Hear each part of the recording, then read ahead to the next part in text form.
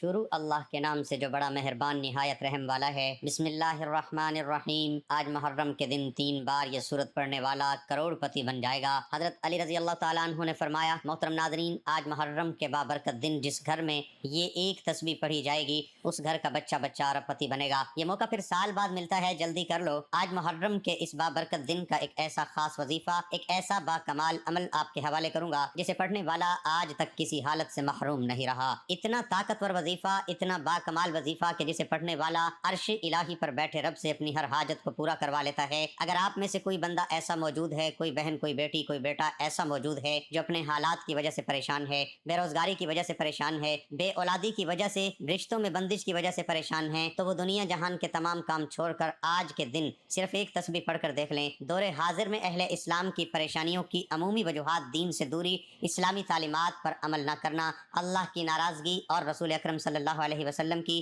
شریعت اور سنت کے خلاف ورزی ہے۔ بقا کو چھوڑ کر، خدا کو چھوڑ کر فنا ہونے والی دنیا کی پوجا، نفس پرستی، اللہ کی رضا کی بجائے اپنی منشا اور رضامندی کے حصول کی کوشش، کتاب و سنت کو خود پر نافذ کرنے کی بجائے اسلام کو اپنی مرضی کے زاویے میں دیکھنا، اپنی سہولت کے لیے دین میں نرمی اور آسانیاں پیدا کرنے کی کوشش، اور اصلاح کرنے والے سے یہ امید رکھنا کہ وہ ہماری سوچ کے مطابق دین اور شریعت کو بیان کرے۔ درج ذیل معاشرت، آداب زندگی اور مسائل انبیاء کرام علیہ السلام، اصحاب علی اکرام علم رضوان کی تعلیمات سے فیض یاب ہونے کی بجائے اپنے اصطلاحات کو مترادف کرانا اور اس پر ہٹ دھرمی کا مظاہرہ کرنا، یہ وہ تمام مسائل ہیں جنہوں نے اہل اسلام کی زندگی میں رکاوٹیں، پریشانیاں، سیاسی مسائل کے پہاڑ کھڑے کر دیے ہیں۔ اس سلسلے میں انفرادی طور پر ہم بھی مجرم ہیں اور امت کی قیادت بھی شریک ہے۔ روحانی علاج کے سلسلے میں دنیا بھر میں موجود بہنیں اور بھائی کام کرتے ہیں۔ اکثریت کا مسئلہ ذہنی پریشانی اور بے سکونی سے ہی شروع ہوتا ہے۔ جب شیطان ذہن پر حاوی ہوتا ہے تو بیوی کے جھگڑے اور نافرمانیاں، نماز میں دل نہ لگنا،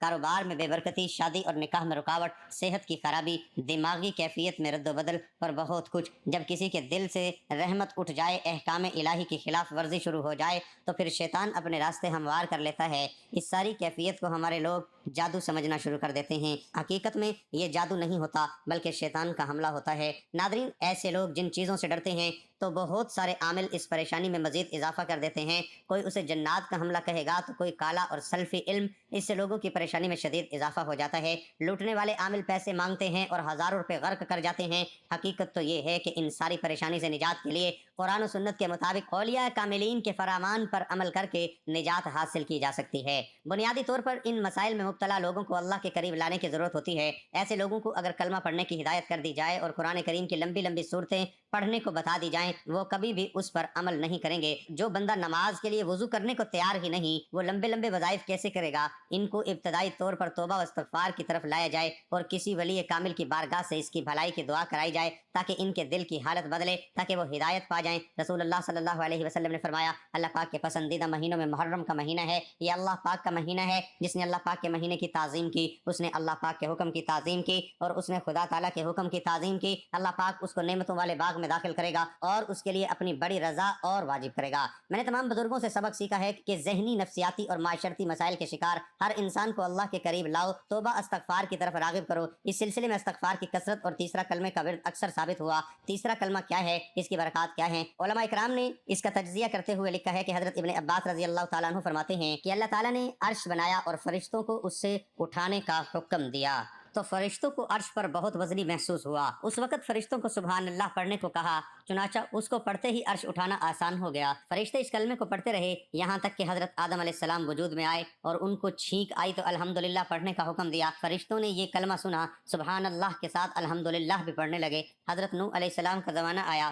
تو بت پرستی کے خلاف اللہ نے حکم دیا تو قوم کو لا الہ الا اللہ کی تلقین کرو۔ فرشتوں نے اس کو بھی ملا کر پڑھنا شروع کر دیا، حتیٰ کہ حضرت ابراہیم علیہ السلام کا زمانہ آیا۔ حضرت ابراہیم علیہ السلام کو حضرت اسماعیل علیہ السلام کی قربانی کا حکم ملا، عمل کرنے لگے تو جنت سے جبرائیل علیہ السلام جانور لے کر آئے، اسماعیل علیہ السلام کی جگہ اس کو قربان کر دو۔ حضرت ابراہیم علیہ السلام کی زبان سے خوشی سے نکلا اللہ اکبر، فرشتوں نے اس کو بھی ملا لیا اور یوں پڑھنے لگے یہاں تک کہ حضرت محمد صلی اللہ علیہ وسلم کا زمانہ آیا، حضرت جبرائیل علیہ السلام نے یہ واقعہ عبداللہ کو سنایا تو آپ صلی اللہ علیہ وسلم نے اظہار کے لیے فرمایا تو فرشتوں نے یہ بھی ساتھ ملا لیا، پھر یوں تیسرا کلمہ مکمل ہوا۔ علماء کرام جامع الفوائد لکھتے ہیں کہ آقا دو جہاں صلی اللہ علیہ وسلم نے ارشاد فرمایا کہ کیا تم میں سے کوئی ایسا شخص نہیں جو احد پہاڑ پر عمل کر لیا کرے؟ آپ صلی اللہ علیہ وسلم نے فرمایا کہ ہر شخص کر سکتا ہے کہ سبحان اللہ پڑھنے کا ثواب احد پہاڑ سے زیادہ ہے، اللہ الہی اللہ کا ثواب پڑھنا پہاڑ سے زیادہ ہے، الحمدللہ کا ثواب احد پہاڑ سے زیادہ ہے، الہی اللہ کا ثواب احد پہاڑ سے زیادہ ہے،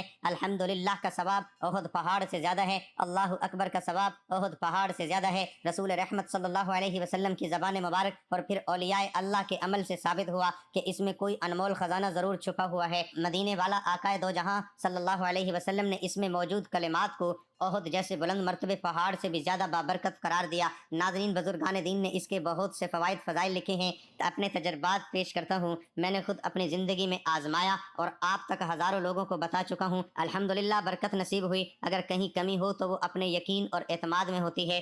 ذہنی سکون، گھریلو پریشانیاں، میاں بیوی کے اختلافات، رزق میں تنگی، کاموں میں رکاوٹ، مقدمات میں پریشانی، عبادت میں دل لگانے کے لیے، روحانی ترقی پانے کے لیے، جادو شیطانی اثرات اور جنات سے نجات پانے کے لیے، ایک مسلمان کے ہر روحانی مسئلے کے حل کے لیے تیسرا کلمہ ایک عظیم نعمت ہے۔ میرے خاندان میں جنات کی حاضری تک کے لیے تیسرے کلمے کی مدد لی جاتی ہے اور بھرپور کامیابیاں اور فائدہ حاصل ہوتا ہے۔ جس قدر ایمان پختہ اور یقین مضبوط ہوگا اتنی لذت اور حلاوت محسوس ہوگی۔ حضرت معاذ بن جبل رضی اللہ تعالی عنہ بیان کرتے ہیں کہ میں نے رسول اللہ صلی اللہ علیہ وسلم کی خدمت میں عرض کیا، اعمال میں سے کون سا عمل اللہ تعالیٰ کو زیادہ پسندیدہ ہے؟ آپ صلی اللہ علیہ وسلم نے ارشاد فرمایا، ہماری موت اس حال میں آئے کہ تمہاری زبان اللہ کے ذکر سے تر ہو۔ ہمارے ہاں جو تیسرے کلمہ معروف ہے جس کے اندر بنیادی طور پر تسبیح و تعبیر کے کلمات ہیں، اسی احادیث مبارکہ میں الباقیات الصالحات ہمیشہ رہنے والا اور نیک عمل قرار دیا گیا۔ چنانچہ حضرت ابو ہریرہ رضی اللہ تعالی عنہ سے روایت ہے کہ جناب نبی کریم صلی اللہ علیہ وسلم نے ارشاد فرمایا،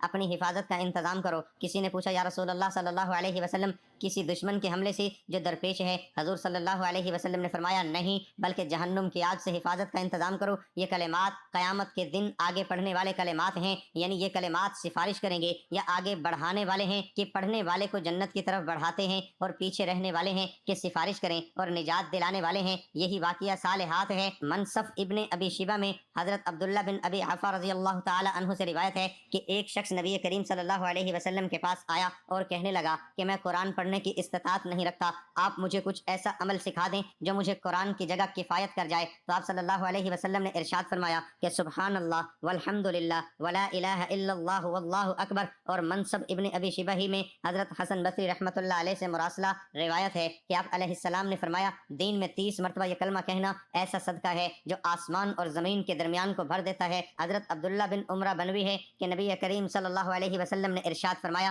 جو شخص 100 مرتبہ صبح اور 100 مرتبہ شام کو سبحان اللہ کہے وہ 100 حج کرنے والے کی مانند ہے۔ جو آدمی صبح اور شام 100 مرتبہ الحمدللہ کہے وہ ایسے شخص کی طرح ہے جس نے اللہ تعالیٰ کے راستے میں 100 مجاہدوں کو گھوڑوں پر سوار کیا، یعنی لڑنے والے غازی کی طرح ہے جو صبح اور شام 100 مرتبہ یہ کلمہ پڑھے، اور اس آدمی کی طرح ہے جس نے حضرت اسماعیل علیہ السلام کی اولاد سے 100 غلام آزاد کیے، اور جس نے صبح اور شام 100 مرتبہ اللہ اکبر کہا تو اس دن اچھا عمل کسی نے نہیں کیا، البتہ وہ شخص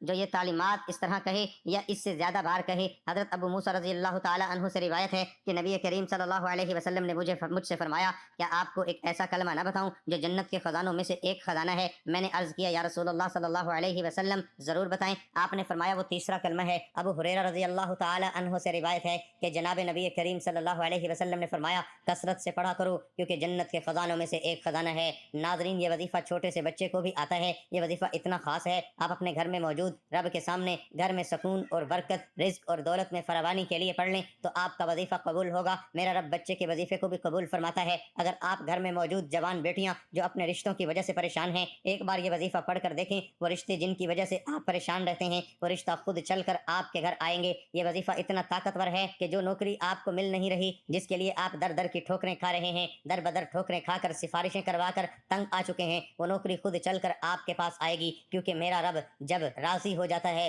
جس بندے سے خوش ہو جاتا ہے، اسے مانگنا نہیں پڑتا۔ رب کعبہ کے فضل و کرم سے ہر حاجت، ہر مقصد، ہر کامیابی خود چل کر اس بندے کے پاس آ جاتا ہے۔ اب بد نصیب ہے وہ بندہ جو بھی یہ خاص وظیفہ نہ پڑھے۔ ناظرین، وقت کی نزاکت کو مد نظر رکھتے ہوئے آئیے اس عمل کی طرف چلتے ہیں۔ یہ وظیفہ کرنے سے پہلے آپ 2 باتوں کا خیال رکھیں۔ پہلی بات یہ ہے کہ آپ نے 5 وقت کی نماز کی پابندی کرنی ہے، کچھ بھی ہو جائے آپ نے 5 وقت کی نماز لازمی پڑھنی ہے۔ اور دوسرا یہ کہ آپ نے ہر بات میں اللہ پر توقع کرنا ہے، اللہ پر بھروسہ رکھنا ہے، اور جب آپ پختہ ارادہ کر لیں تو اللہ پر بھروسہ کیا کریں، بے شک اللہ توکل والوں سے محبت کرتا ہے۔ اللہ رب العزت کا ارشاد ہے کہ انسان کسی بات پر جیسا گمان رکھتا ہے میں اس کے ساتھ ویسا ہی معاملہ کر دیتا ہوں۔ بس اے محبوب، آپ ان سے رخ انور پھیر لیجئے اور اللہ پر بھروسہ رکھیے، اور اللہ کار ساز ہے۔ وہ میں یہ توقع جو کوئی اللہ پر توکل کرتا ہے تو اللہ اس کا ہو جاتا ہے، بے شک اللہ بہت غالب بڑی حکمت والا ہے۔ اور اللہ کے دامن کو مضبوطی سے تھامے رکھو، وہی تمہارا مددگار اور کار ساز ہے۔ بس وہ کتنا اچھا کار ساز ہے اور کتنا اچھا مددگار ہے، لہٰذا اچھا سوچیں۔ آپ یہ سوچیں کہ اللہ پاک آپ کو رزق دے گا تو آپ خود محسوس کریں گے کہ اللہ پاک آپ کو بہترین رزق دے رہا ہے۔ ناظرین، عمل کی بہترین رہنمائی کے لیے ویڈیو کو آخر تک ضرور دیکھیے گا۔ عمل کیا ہے؟ آج پورا دن موجود ہے،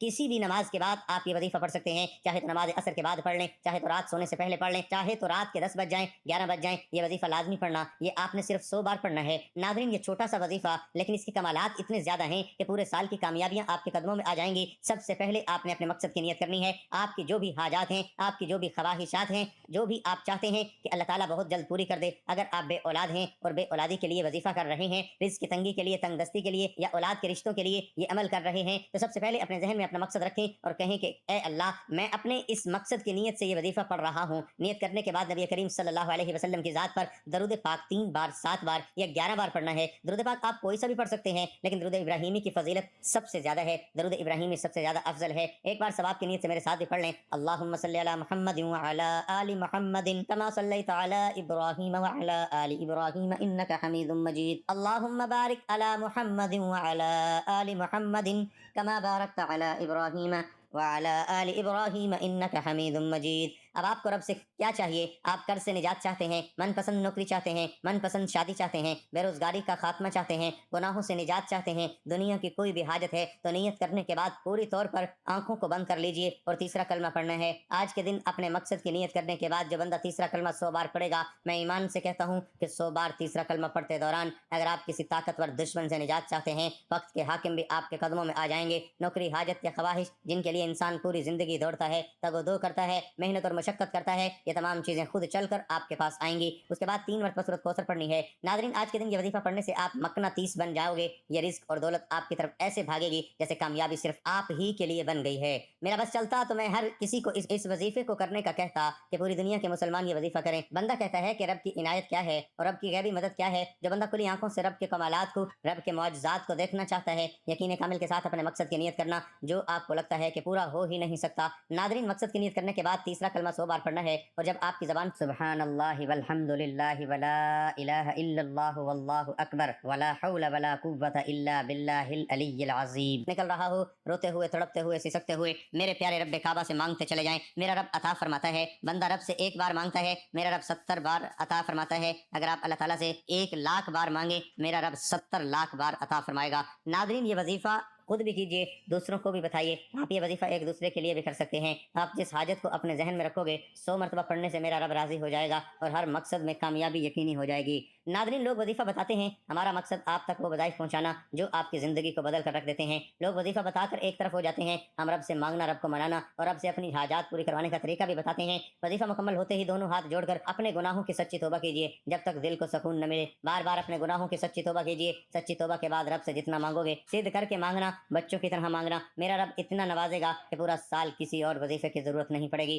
ناظرین، اس کے علاوہ اگر آپ کے گھر میں کوئی بیماری ہے، کوئی پریشانی ہے، اللہ تعالیٰ کی بارگاہ میں اپنی حاجات پیش کریں۔ اللہ تعالیٰ آپ کے دلی خواہشات، آپ کے تمام تکلیف دہ دکھ اور تمام پریشانیوں سے بخوبی آگاہ ہے، وہ سب اللہ کے حکم سے ختم ہو جائیں گی۔ لیکن اس کے باوجود بھی اللہ تعالیٰ کو انسان کا اپنے سامنے مانگنا بہت پسند ہے، اس لیے آپ خود دل لگا کر اور دل سے مکمل یقین سے، مکمل اعتماد سے اللہ تعالیٰ سے مانگیں اور ہمیشہ اسی طریقے سے مانگا کریں۔ اللہ تعالیٰ سے سچے دل کے ساتھ دعا مانگیں اور مکمل بھروسہ رکھیے، اللہ تعالیٰ آپ کی ہر دعا قبول فرمائے گا اور آپ خود حیران ہو جاؤ گے۔ ہمارے نبی اکرم صلی اللہ علیہ وسلم بھی دعا مانگا کرتے تھے، پھر آپ سب بھی میرے ساتھ دعا مانگیں۔ اے اللہ، میرے پروردگار، تیرے سوا اس قابل کوئی بھی نہیں ہے کہ جس کو مدد کے لیے پکاروں تیرے سوا کوئی نہیں جو ہر وقت کا اور ہر جگہ حاضر و ناظر ہو، تو حقیقی بادشاہ ہے، تیرے سوا ایسا کوئی نہیں جو کہ موت سے پاک ہو، تیرے سوا کوئی بھی ایسے نہیں جو کہ زوال سے پاک ہو، تجھے نہ نیند آتی ہے نہ ہی اونگ آتی ہے، تیرے سوا کوئی نہیں جو کہ ہر عیب سے پاک ہو۔ اپنے پیارے حبیب حضرت محمد مصطفیٰ صلی اللہ علیہ وسلم ختم نبوت کے صدقے ہماری تمام پریشانیوں کو دور فرما، ہمارے دکھ تکلیف ہم سے دور فرما،